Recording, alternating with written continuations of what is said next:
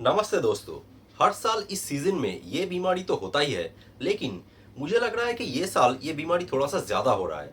At least मेरे practice में हर रोज मेरे पास 2 से 3 पेशेंट्स इस बीमारी को लेके आ रहे हैं। तो ये एक बहुत ही कॉमन बीमारी है, और क्योंकि ये 10 साल के नीचे के बच्चों में सबसे ज्यादा होता है, इसलिए माँ बाप भी थोड़े से घबरा जाते हैं। तो उस पॉइंट ऑफ व्यू से भी ये बहुत इंपॉर्टेंट टॉपिक है। तो शुरू करने से पहले अगर आप मेरे चैनल में नए हैं तो इस चैनल को जरूर सब्सक्राइब कीजिए और बेल आइकन को क्लिक कर दीजिए, ताकि अगर मैं अगला वीडियो अपलोड करूं तो आपको उसका नोटिफिकेशन तुरंत ही मिल जाए। तो चलिए शुरू करते हैं। इस बीमारी का नाम है हैंड फुट माउथ डिजीज। ये एक वायरल इन्फेक्शन है। वैसे तो बहुत सारे वायरस के इन्फेक्शन की वजह से ये बीमारी होता है, लेकिन कॉक्साकी वायरस A16, कॉक्साकी वायरस A6 और एंटेरोवायरस 71 के इन्फेक्शन की वजह से मोस्ट कॉमनली यह होता है।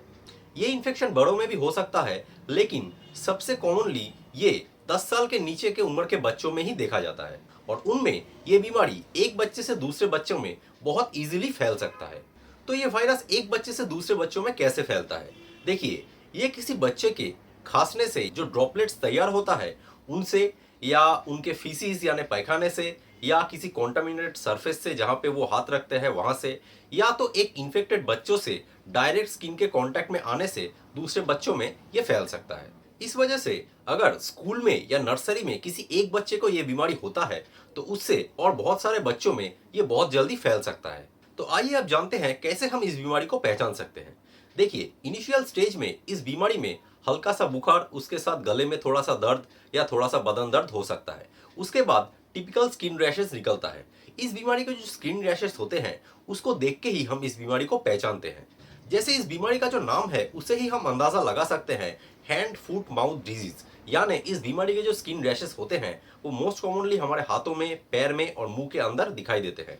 मुंह के अंदर इनिशियली छोटे छोटे छाले पड़ते हैं, यानी ब्लिस्टर की तरह बनते हैं, जो बहुत जल्दी फट जाते हैं और फट के अल्सर तैयार करते हैं। ये अल्सर पेनफुल हो सकता है, उस वजह से बच्चे को खाने में भी तकलीफ हो सकता है। पाम और सोल्स में बहुत टिपिकल दिखने वाले स्किन रैशेस होते हैं, जो कि ओवल शेप के ब्लिस्टर्स होते हैं, जिसके बीच वाला पोर्शन स्किन कलर का होता है और सराउंडिंग एरिया लाल कलर का होता है।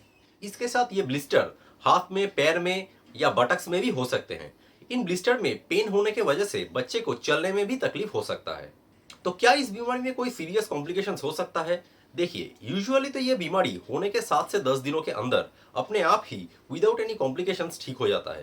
पर कभी कभी, स्पेशली अगर एंटेरोवायरस 71 से ये इन्फेक्शन हुआ है, तो उस केस में न्यूरोलॉजिकल कॉम्प्लिकेशंस होने का खतरा रहता है। इसको छोड़ के हार्ट में और लंग में भी कॉम्प्लिकेशन हो सकता है, लेकिन कॉम्प्लिकेशंस रेयर है।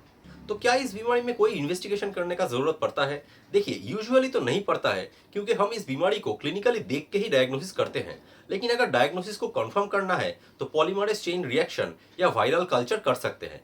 और अगर किसी पेशेंट को कोई कॉम्प्लिकेशन है तो उस कॉम्प्लिकेशन के हिसाब से स्पेसिफिक इन्वेस्टिगेशन करने का जरूरत पड़ सकता है।